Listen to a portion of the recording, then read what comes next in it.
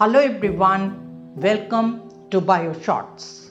You are watching my channel started with the aim to spread knowledge with right content on the topics related to science and technology, environmental studies, renewable energy and nutrition. So enjoy the journey of learning with me and subscribe the channel. I am Neela Mishra going to present a video on the topic of interest related to the current energy scenario in India. Let's explore Mission Hydrogen Energy. National Hydrogen Energy Mission was first adopted by National Hydrogen Energy Board in January 2006. The main objective of the mission is to produce green hydrogen from green energy sources and to accelerate its commercialization efforts. The mission intends to facilitate the creation of hydrogen energy infrastructure, codes and standards, and public awareness for hydrogen economy. Recently, Finance Minister Mrs. Nirmala Sitharaman formally launched National Hydrogen Energy Mission in the budget speech of the year 21-22. So why is hydrogen so important? Hydrogen's desirability relates mainly to the challenges of atmospheric pollution, especially the ongoing global warming and climate change, but also to local pollution and energy security in India. India has set a goal to decarbonize the country by 2050 in accordance with the major voluntary commitment made during Paris Agreement in 2015. All over the world, hydrogen is attracting growing interest from a variety of sectors and stakeholders as a potentially valuable decarbonization tool. In addition, India has also set an ambitious target to achieve installed capacity of 175 gigawatt by 2022 and 430 gigawatt by 2030 in the renewable energy sector. So the push for hydrogen energy will help to achieve both these targets. Hydrogen is a versatile zero-emission energy carrier and a good candidate for the decarbonization of the transport sector. It is under serious consideration as an alternative fuel for all forms of transport, for heat and for electricity generation. Hydrogen exhibits the highest heating value per mass of all the chemical fuels. It is presumed that the demand for hydrogen energy as a clean energy source will observe significant increase in the coming years with the rise in the number of government regulations to curb greenhouse gas emissions. It is important to note here that it is not the production of hydrogen which is difficult, but the production of green hydrogen from non-fossil sources or renewable sources. India has a huge edge in green hydrogen production owing to its advantageous geographic conditions and presence of abundant biomass resources. At this juncture, let me introduce you to these phrases: green hydrogen, blue hydrogen, grey hydrogen, etc. Hydrogen, as you know, is an energy carrier and not an energy source. This means that it needs a primary source of energy to be produced. It can be produced in a number of ways, both from fossil fuels and renewable energy. Currently, 95% of global hydrogen is made through a process of steam methane reforming of natural gas or coal gasification. Depending on the specifics of the hydrogen production process, including the energy source it utilizes, hydrogen is named by different color as summarized in the slides. First, the grey hydrogen. Grey hydrogen constitutes India's bulk production at present. It is generated from fossil fuels and pollutant gases formed as byproducts are not being captured and are released directly into the atmosphere, resulting in air pollution. Next is blue hydrogen, which is also produced from fossil fuel like natural gas or coal, but here the carbon dioxide is captured and then is stored through a process called carbon capture, uses and storage, abbreviated as CCUS. On the other hand, green hydrogen is made from non-fossil sources and favored by policy makers. For example, hydrogen produced by splitting of water by electrolysis is green hydrogen.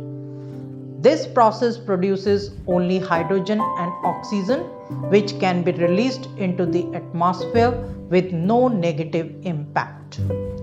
However, to carry out electrolysis, we also need electricity, we need power. This process can be made further green if electrolysis is powered by renewable energy source. This would make green hydrogen the cheapest available option in the market. In addition, some scientists have also described other colors of the hydrogen like yellow, pink and turquoise. The details of these are given in the slide. So moving forward, what would be the roadmap of hydrogen energy mission?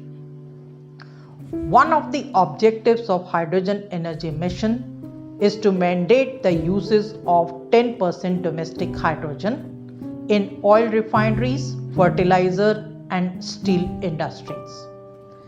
India plans to build green hydrogen plants that will run on electricity produced by green energy sources and help reduce dependence on fossil fuels for transportation, along with achieving our emission goals under the Paris Agreement.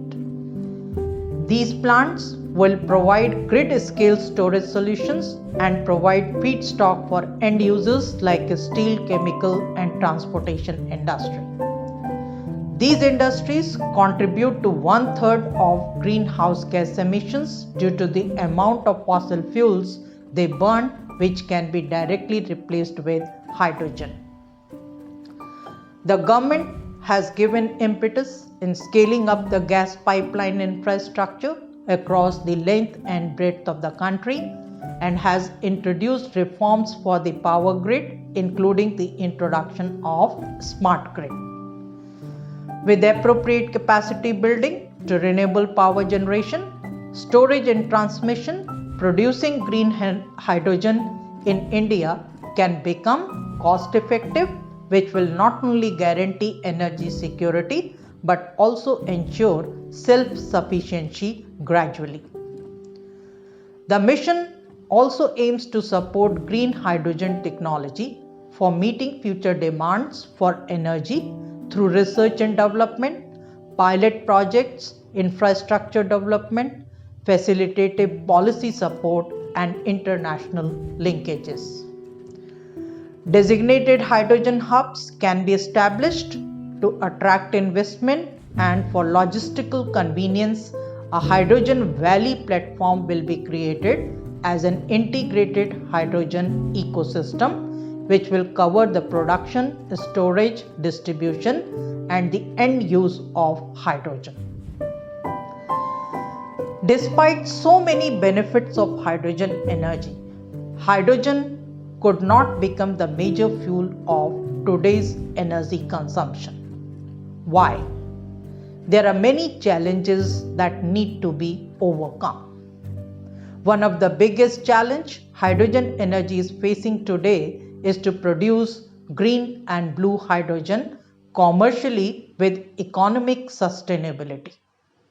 The technology used in these production and use of hydrogen like carbon capture and storage and hydrogen fuel cell technology are at very nascent stage and they are expensive, which in turn increases the cost of production of green and blue hydrogen. Another major problem is its efficient storage and transportation systems, since it is highly combustible or explosive energy carrier. There is an imminent need to plug in the policy vacuum and coordination among various ministries and regulators by bringing in the regulations as soon as possible. Currently, multiple regulatory authorities regulate hydrogen program. For instance, Ministry of Road Transport regulate fuel carrier specification. Ministry of New and Renewable Energy regulates renewable energy sources. Petroleum and Natural Gas Ministry regulates infrastructure like pipeline, and Explosive Safety Organization regulates explosive substances, storage and fuel standards specification. So hydrogen energy is divided among all these ministries and regulatory authorities. However, some progress has also been made in the hydrogen sector. 2 hydrogen refueling stations have been established, one in Faridabad and other in Gurugram. Indian Oil Corporation Limited has announced setting up of pilot hydrogen production units, and NTPC is considering setting up a green hydrogen production facility in Andhra Pradesh. Automobile industry is also taking a giant leap to manufacture vehicles which can run on hydrogen technology, like hybrid electric vehicles, battery powered electric vehicles, plug-in hybrid vehicles and fuel cell electric vehicles. So this is all about the National Hydrogen Energy Mission. In the end, it seems clear that for hydrogen energy to play a significant role as a sustainable clean fuel, India needs to develop and invest in huge infrastructure, give generous incentives for the technologies to be deployed and used as well as developed, be regionally attuned to locally based needs and aspirations, and take the public along with the technology developers and policy experts who bring hydrogen economy into existence. I hope you would find the content of this video extremely useful. Please give your feedback and suggestions. Thank you for paying kind attention. Stay safe and take care.